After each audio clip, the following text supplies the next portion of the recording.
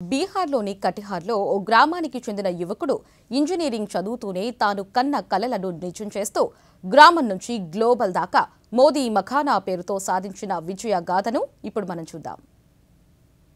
అందరిలా ఉద్యోగం వైపు కాకుండా వ్యాపారం వైపు మళ్లిన కటిహార్ జిల్లాకు చెందిన గుల్పరాజ్ ఇప్పుడు దేశం మొత్తానికి ఆదర్శంగా నిలుస్తున్నారు.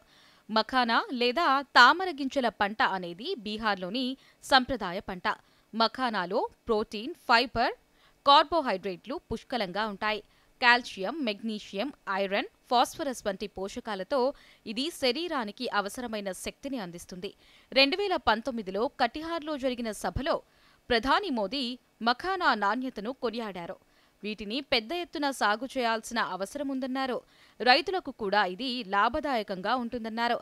ఆ ప్రసంగం విన్న గుల్పరాజ్ తన స్వగ్రామం చెర్కీలోనే మఖానా ప్రాసెసింగ్ యూనిట్ పరిశ్రమను ప్రారంభించాడు.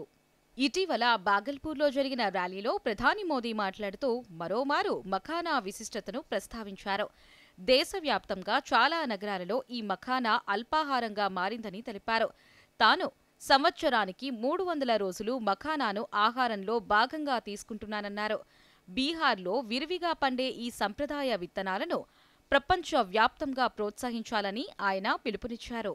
मखाना आज देश के शहरों में सुबह के नाश्ते का प्रमुख अंग हो चुका है. मैं भी 365 दिन में से 300 दिन तो ऐसे होंगे कि मैं मखाना जरूर खाता हूं.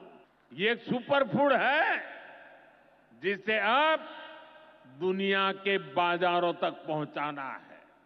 తన మఖానా బ్రాండ్కు మోదీ మఖానా అని పేరు పెట్టి దేశంలోని ప్రతి రాష్ట్రంతో పాటు విదేశాలకు సైతం ఎగుమతి చేస్తున్నాడు గుల్పరాజ్. మొదట 600 రూపాయలకు అమ్మిన ఈ మఖానా ప్యాకెట్ ఇప్పుడు 1500 రూపాయలకు విక్రయిస్తున్నారు. అంతేకాకుండా తన పరిశ్రమ ద్వారా 18 మంది యువకులకు ఉపాధి కల్పిస్తున్నారు. ప్రధానమంత్రి నరేంద్ర మోదీ ఆత్మ నిర్భర్ భారత్ స్ఫూర్తితో గుల్పరాజ్ మఖానాను అంతర్జాతీయ స్థాయికి తీసుకువెళ్లారు. ప్రధాని మోదీ పిలుపుతో ప్రేరణ పొందిన గుల్పరాజ్ స్వయం ఉపాధి సాధించాలనే ఎందరో యువతకు స్ఫూర్తిగా నిలిచాడు.